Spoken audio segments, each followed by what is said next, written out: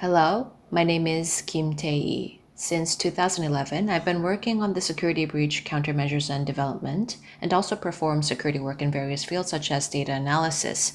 Currently, I'm a member of the infrastructure protection team and in charge of the security for Line's infrastructure and servers.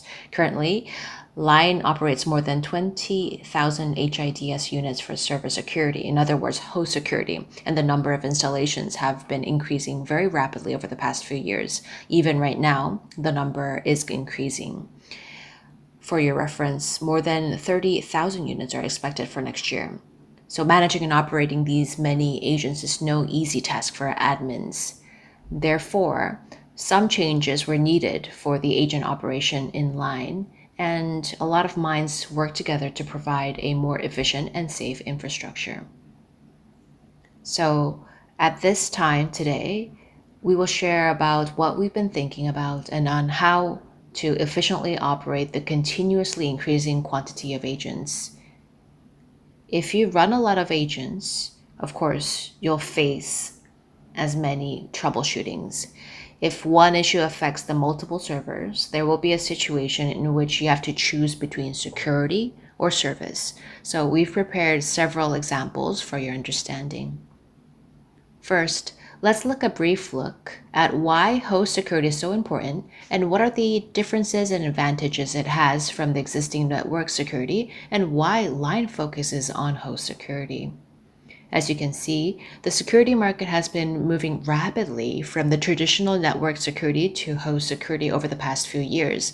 The existing traditional security, the host security, was in form of installing only vaccines on the server, but it became more difficult to defend against increasing intelligent advanced attacks with only signature vaccines. Therefore, there's a need to respond with various analysis methods such as logs and networks.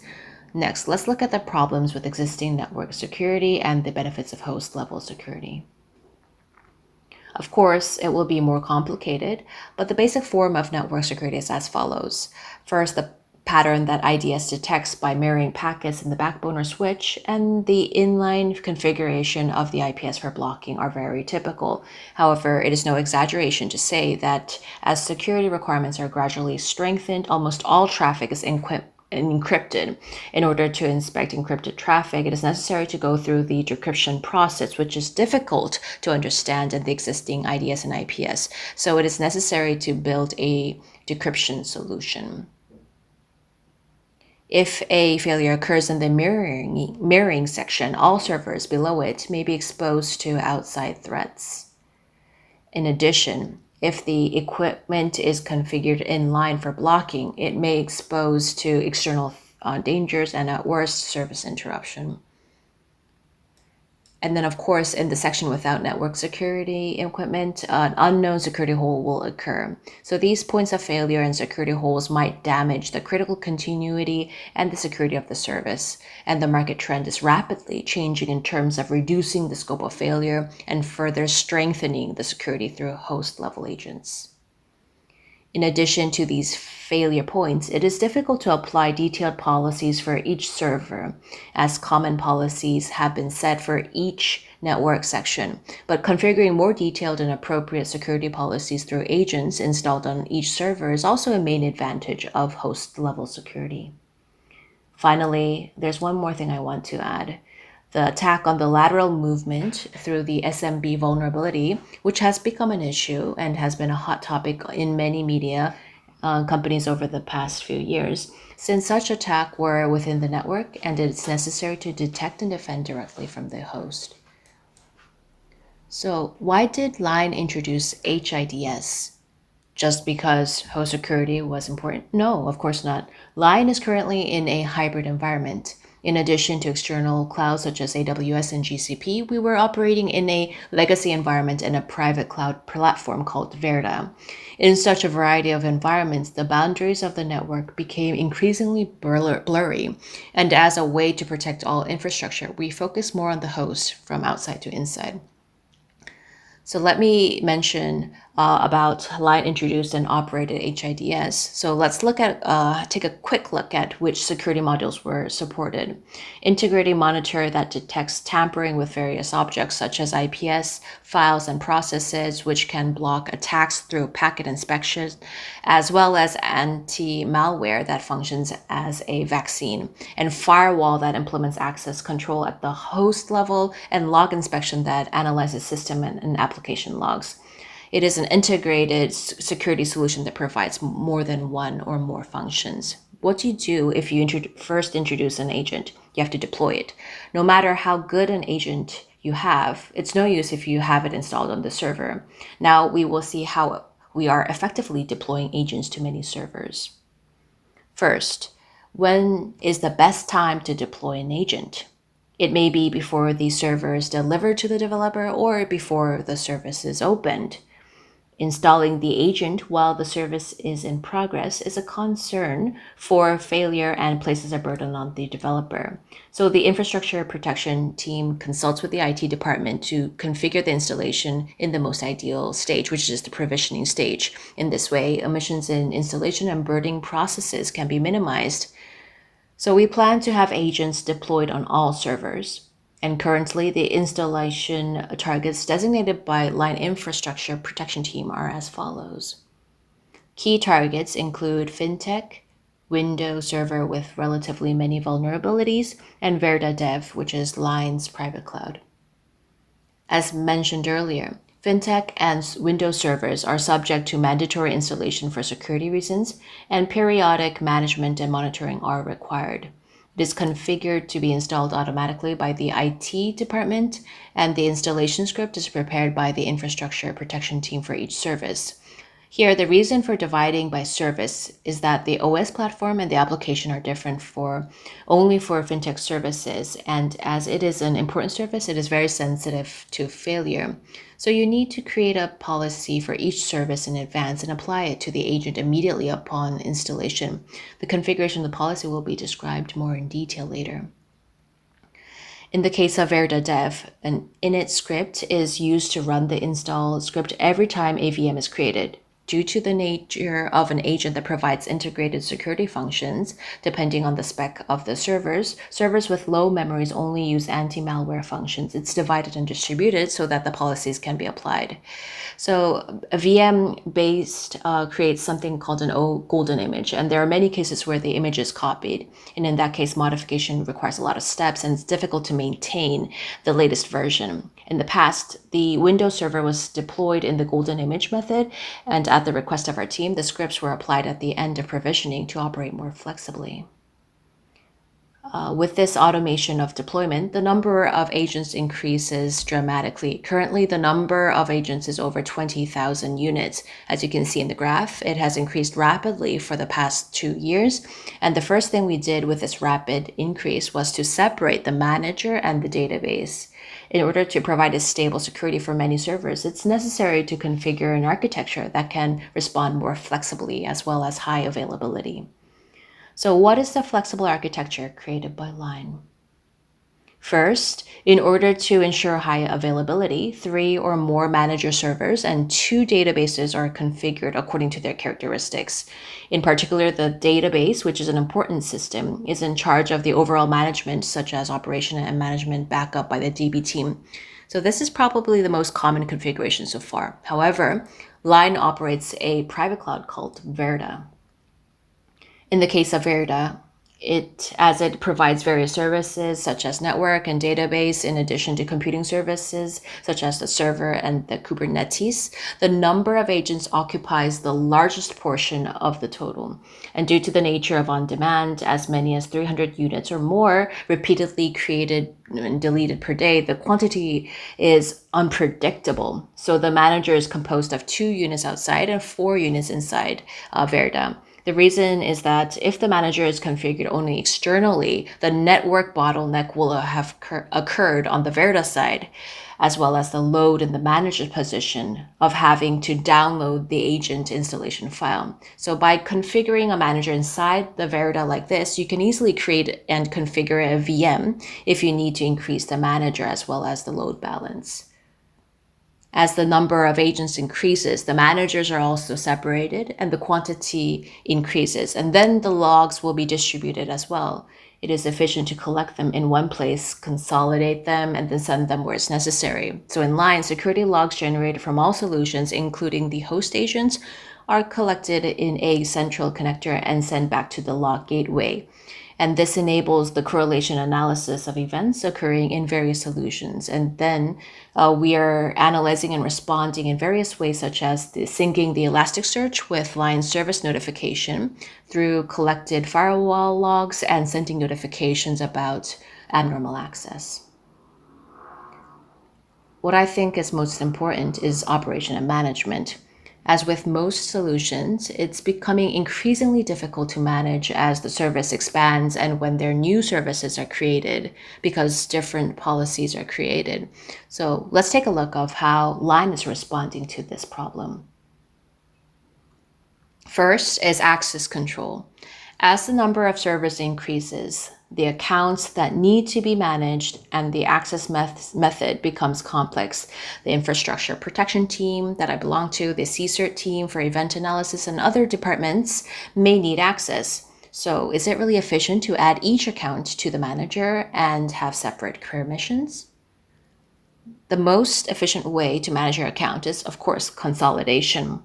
Along the integration methods, it would be most ideal to configure in a domain control that can be automatically managed even if a employee leaves the company so that the employee data can be synced and managed in groups. And you probably know, but organizing and running it yourself in a team is not an easy task. However, the infrastructure protection team configured the domain control to centrally manage the account of the solution operated by the security team. As a result, the manager and the database server access the domain account through the PAM, and the web console also controls access through the domain account. As the quantity increased, the most agonizing part was how to group and how to divide policies effectively. So I thought we had to have a standard in order to make a distinction and thought about which standard should be most appropriate. Line has many services other than the messenger service, and they have their own characteristics. In the case of a new service being created or shut down, the first group is grouped by the service name. In addition, it is necessary to distinguish whether the service was open to the outside or only used internally for reasons such as data analysis. Therefore, important services such as fintech were separated and reorganized by dividing them into internal and external. And the most important part of grouping is that it shouldn't be complicated. In the end, it is managed by the manager, and the visibility to grasp the current situation is rather low. So the group is divided into the most concise structure. Group and policy are different parts. If groups are for simple admin purposes, policies will be the specifics of how they are actually executed. In other words, specific settings that are required, which security models are applied, and which files handle exceptions. So first, important servers are separated, and other servers are divided into Linux and Windows based on the OS platform, and each common policy is created. And each time a new service is created, it is reconfigured based on the common policy. The reason for this classification is that applications configured for each service are often different, and if a rule is applied for Windows vulnerabilities, it has an advantage of faster deployment. Eventually, the policy is structured in this way. Each policy is created for each service and is divided and managed in detail according to the purpose of the use or the server. Managing many agents takes more than the admin's manual operation. For example, it took more than a day to handle an agent's error. Almost all solutions currently provide APIs, and all possible manual tasks should be automated. It can be divided into 3 categories. It was necessary to automate the agent deletion, classification of malfunctions, and whether all the servers to be installed were installed, and whether the status was working well, and the inspection. First, if the server is no longer used, it is discarded, and it occurs when the state of the agent is changed to offline. In this case, I had to check the host IP in the asset data and check whether it was used and if it was in the data, and I had to double check whether it was actually being used at the current resource utilization rate. But in the case of Verda, as mentioned before, creation and deletion occur frequently. So it is inefficient to repeat the process each time it did, and it became unmanageable. So I started automating based on what I experienced. The API that could search assets and the API that could search resources usages that are linked together so that all manual tasks can be handled automatically. Of course, if there are a lot of agents, then there will be many various errors that can occur. In addition to the offline mentioned above, there are many cases such as communications between the manager and the agent and errors occurring in various modules. So what if an error occurs in 1,000 units? Perhaps using an Excel file, you will identify errors and decide how to handle each error. And some of the methods can be solved by the admin, or many of the parts may be solved by the developer. So this part is implemented by automation. All the possible errors were investigated and who can take action according to each error content and what kind of checks has to be made. And the experience was created into a process. Until now, we have automated the process of identifying and verifying, but in the future, we plan to even automate the action. Finally, in the case of fintech services classified as an important server, it is necessary to periodically check the uninstalled status. And it takes a lot of communication and time, such as discussing the schedules with the developers and the IT department for installation. So a more efficient method should be devised, and discussions will be conducted with each fintech person in charge. The list that needs to be installed is automatically transmitted every week by comparing it with the asset data, and the PIC of each department checks the corresponding email and the response to that schedule. Installing it themselves can give the PIC a sense of trust and prepares them for an emergency. In summary, the flow of automation is like this. The deletion is performed through the API, and it is sent to the admin by an email for history management. And the notifications about agent errors are categorized by error messages and sent by email, and the uninstalled status is sent to the PIC through email. The automation project will be continuously expanded throughout the company. Large number of agents, integrated security features. You can expect that these two alone, you will experience many different troubleshooting experiences. It is, of course, important to resolve it quickly, but first of all, it's necessary to understand the environment and invest why it was caused. So in the following case, we shared some of how we found a compromise in the terms of security and service conflicting while operating as an agent.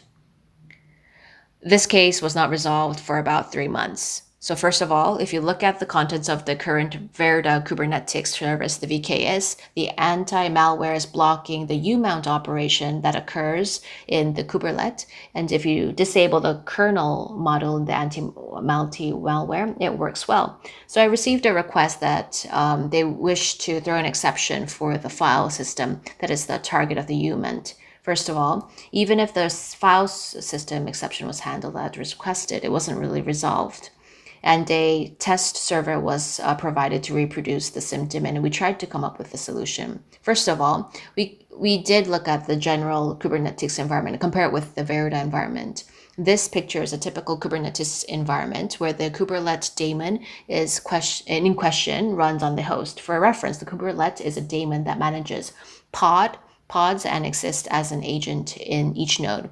This is a VKS node serviced by line. The kubelet daemon is running in the container rather than a host. So if the user deletes a pod, the kubelet runs the umount command to release the mounted file system. However, the system call of the umount could not be executed in another namespace, namely the host, so the anti-malware blocked the call and did not work. As a result of the checking the message log, if you look at the log generated when the anti-malware is running in real time, you can check the contents of the hooking various system calls. In the last 2 lines, you can see the hooking to sysmount and the sysusmount. We sent the information to the vendor to acquire about the solution. However, the answer was that the anti-malware was operating normally, and the system call occurred in another namespace in the same way as the identified cause. So it was not possible to suggest a solution. In other words, because it was normal operation, processing it was impossible. I did understand what they were saying, but if this happens, the real-time function of the anti-malware could not be used on more than 4,000 nodes. And in this state, this was a huge security problem. So what can we do now? We asked for the development documentation for a full review. First, the general anti-malware behavior is as follows. When a system call occurs in an application, the kernel module is loaded for hooking intercepts the system call.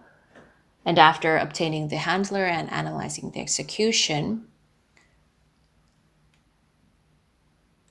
you can see it detects or blocks according to the manager setting. However, as a result of reviewing the documentation, it was confirmed that it was possible to change the hooking process with the variables in the proc directory. And eventually it was confirmed that the system calls for the umount can be handled as an exception. But there's also another problem.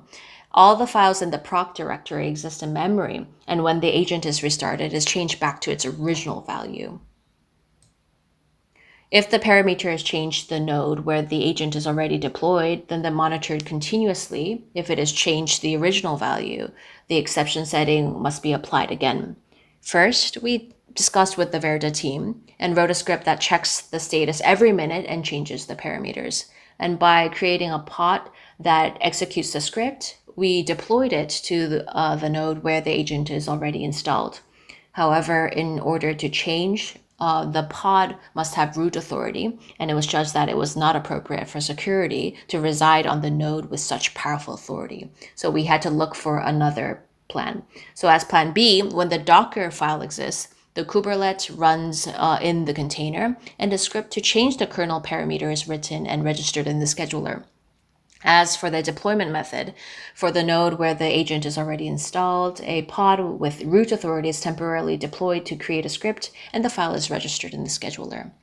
And for nodes to be created in the future, the script is applied to all VMs using the Verda init script.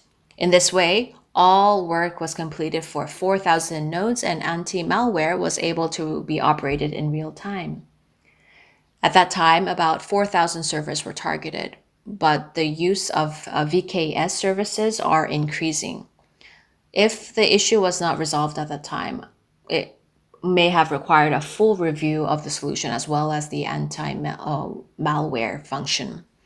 This is now about the Redis database case.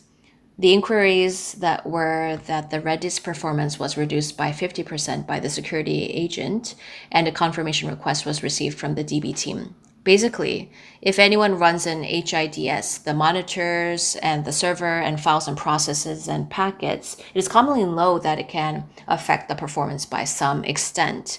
However, in this case, a 50% reduction in performance felt that it was necessary to investigate. For reference, data-driven is an important value in Line. It's not about thinking or guessing, but rather solving and analyzing based on data. So first of all, I configured the same environment and ran each performance test for all modules in use. The test conducted by the DB team was a method of counting set and get per sector using the Redis benchmark.